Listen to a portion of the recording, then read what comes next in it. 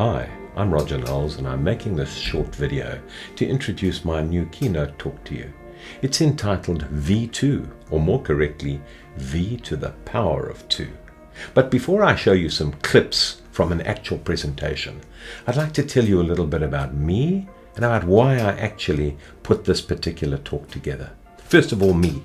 I'm an attorney, a mediator, an author, and a professional speaker. But I have primarily practiced law for more than 30 years.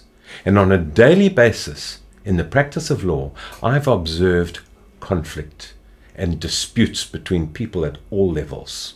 People living together in the same family, husbands, wives, brothers, sisters, neighbors, communities, political parties, people at work, people in entire regions of the world.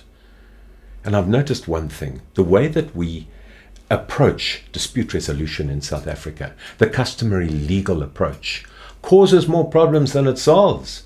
It creates expense, huge delays, and it irretrievably damages relationships. Now we need to do something about that, and good news, South Africa's on the brink of changing the culture of dispute resolution completely. We've got more than 50 statutes in this country that now require or recommend the use of mediation for dispute resolution.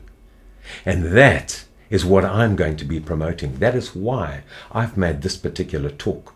I am hoping to change the way people see and deal with disputes. I'm hoping to help people save time, save money, increase productivity, and maintain relationships. That is what V to the power of 2 is all about. Let's take a look at some of the clips.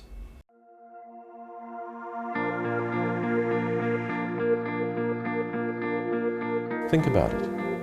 You were all born in the most violent century of the entire history of mankind.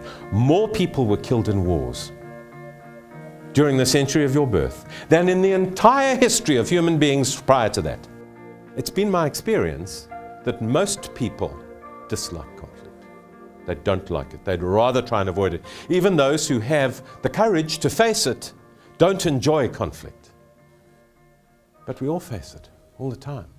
Some years ago, funny, I thought it was very recently, and when I looked at the book by Dr. John Gottman, a book about marriage. He did research about marriage, what makes a good marriage, what problems arise and damage marriages. Dr. John Gottman said it's not whether you have conflict in your marriage, it's how you deal with it.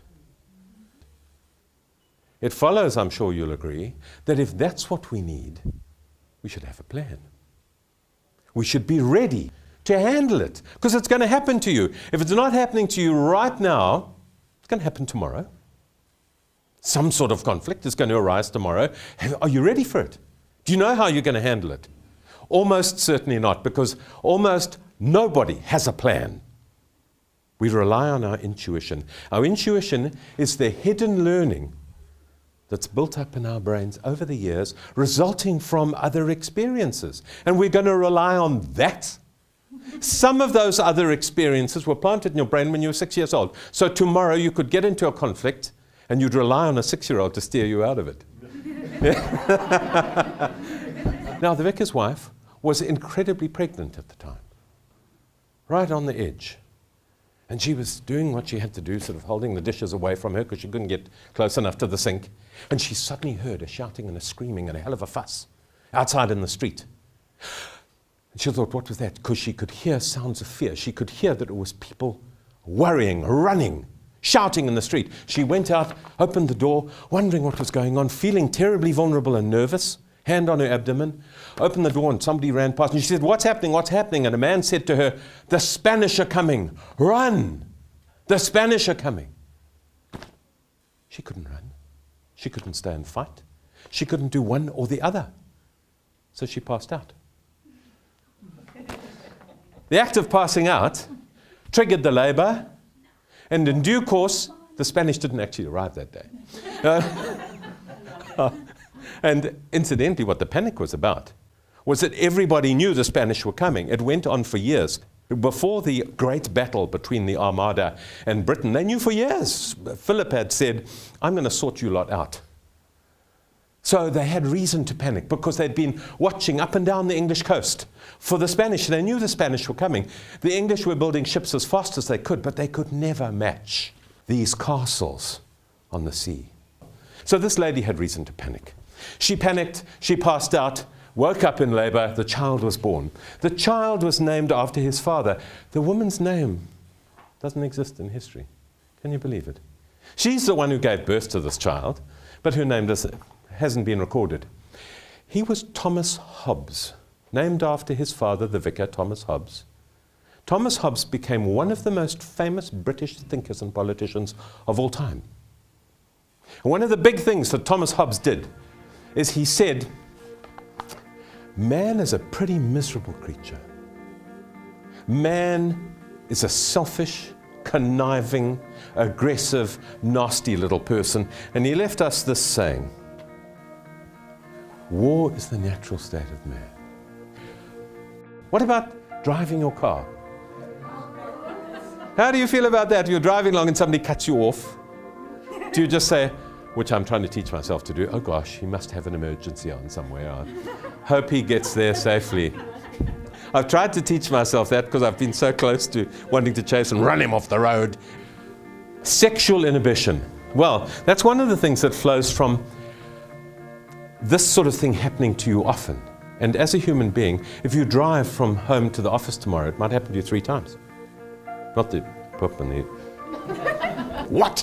What did they say to you? Boom, the red button's been pushed and all sorts of things happen to your body.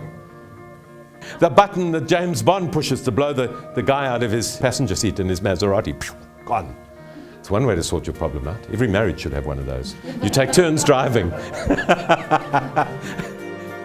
You can have a brilliant team humming like a quiet machine.